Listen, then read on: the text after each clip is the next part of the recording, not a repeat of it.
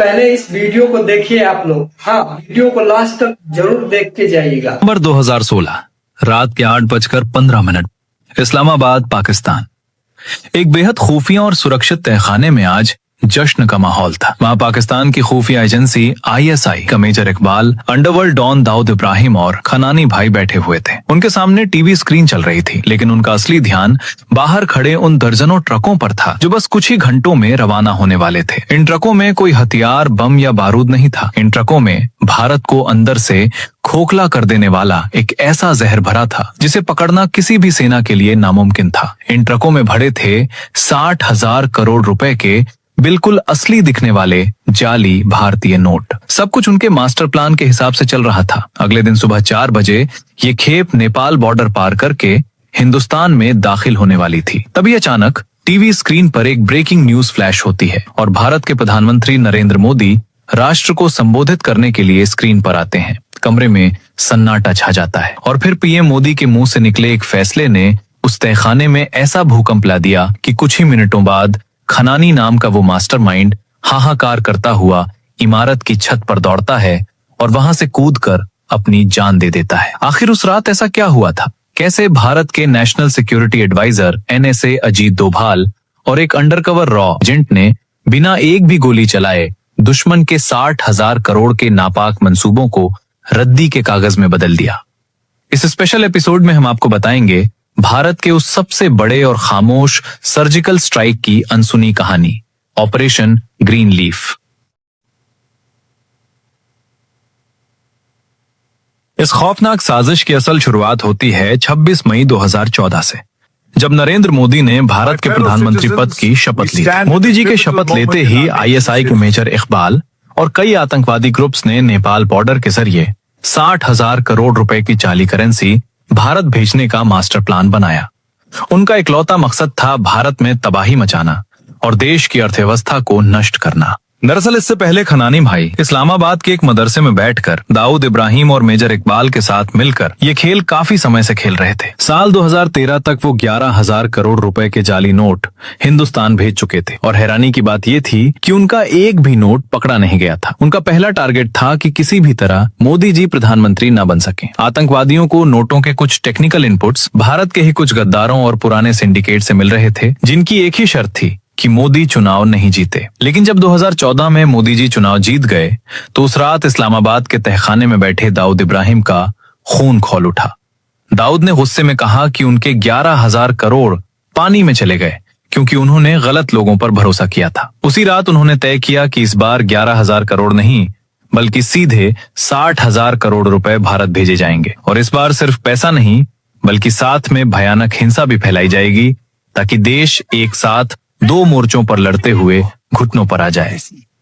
Major Iqbal ने इस 60,000 करोड़ की रकम को भारत में घुसाने के लिए नेपाल बॉर्डर का रास्ता सुझाया था। प्लान ये था कि नेपाल से ये पैसा सीधे उत्तर प्रदेश में घुसेगा और यूपी में इस पैसे को रिसीव करने की जिम्मेदारी दी गई कुख्यात बाहुबली गैंगस्टर अतीक को। अतीक का गुंडों का जाल इतना बड़ा था कि अगर पैसा उसके रास्ते से जाता तो पूरे हिंदुस्तान के चप्पे चप्पे में बिखर जाता।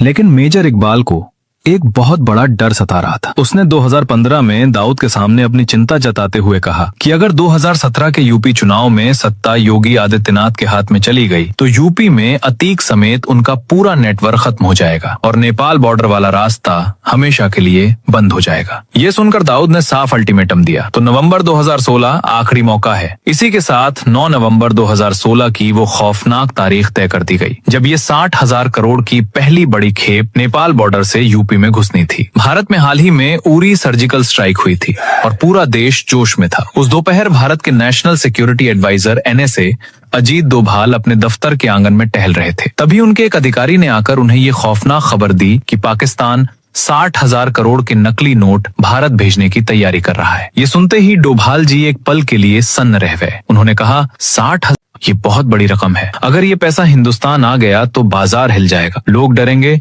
और देश की स्थिरता टूट जाएगी। डोभाल ने तुरंत अपने अधिकारी को आदेश दिया कि हमारे उस स्पाई जासूस से संपर्क करो और पता लगाओ कि 60,000 करोड़ के नोट छप चुके हैं या अभी छपने बाकी हैं। ये स्पाई कोई और नहीं बल्कि रॉ के एक बेहद होनहार और खतरनाक undercover agent major Mohit Sharma थे। मेजर मोहित कोई आज के जासूस नहीं थे। वो कई सालों से पाकिस्तान में रहकर लियारी गैंग में पूरी तरह शामिल हो चुके थे। वो खनानी भाइयों और मेजर इकबाल के साथ कंधे से कंधा मिलाकर काम करते थे और दुश्मन उन्हें अपना ही आदमी समझकर उन पर अंधा भरोसा करता था। डोभाल का आदेश मिलते ही मेजर मोहित ने खनानी और इकबाल के साथ एक मीटिंग फिक्स की और एक मनोवैज्ञानिक चाल चली। बातों बातों में मोहित ने उनसे कहा कि नेपाल बॉर्डर का रास्ता अब सुरक्षित नहीं रहा है। हिंदुस्तानी एजेंसियां वहां नजर रख रही हैं। मोहित ने उन्हें हिंदुस्तान में पैसा सुरक्षित पहुंचाने के कुछ नए रास्तों का झांसा दिया। उनके इस झांसे में आकर खनानी उन्हें सीधा इस्लामाबाद की खुफिया फैक्ट्री और गोदाम में ले गया। जब मोहित ने गोदाम के अंदर देखा तो उनकी आंखें खुली रह गईं। वहां करोड़ों रुपए के जाली नोट बंडलों और थैलों में भरे हुए रवाना होने के लिए बिल्कुल तैयार रखे थे। नोट छप चुके थे और मेजर मोहित ने अपने चेहरे पर कोई भाव लाए बिना ये सारी जानकारी अपने दिमाग में दर्ज कर ली। उसके बाद मेजर शोभित शर्मा ये खबर अजीत दोवल को भेजते हैं कि नोट छप चुके हैं। 16 नवंबर 2016 को ये नोट भारत भेजे जाएंगे। ये पक्की खबर दिल्ली पहुंचते ही अजीत डोभाल सीधा पीएमओ पहुंचे, जहां प्रधानमंत्री मोदी जी मौजूद थे। डोभाल ने सीधे शब्दों में कहा, सर, ऑपरेशन ग्रीन लीफ को जितनी जल्दी हो सके लागू करना होगा। इस बार 60,000 करोड़ नेपाल बॉर्डर से आने वाले हैं। पीएम मोदी गहरी सोच में पड़ गए।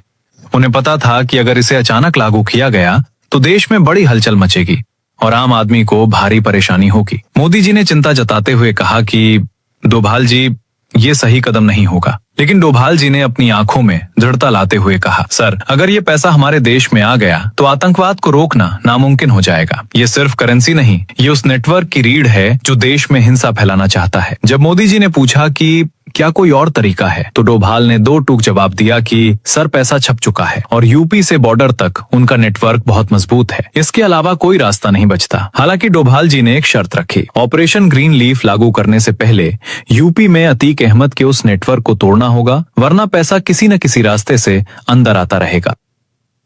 7 नवंबर की सुबह डोभाल जी सीधे यूपी के डीजीपी से मिले। आदेश बिल्कुल स्पष्ट था, पीएमओ का हुक्म है, अतीक को जितनी जल्दी हो सके गिरफ्तार करना है। डीजीपी ने चिंता जताई कि अतीक का नेटवर्क बहुत बड़ा है और उसे अचानक उठाने से शहर में दंगे और सांप्रदायिक तनाव भड़क सकता है।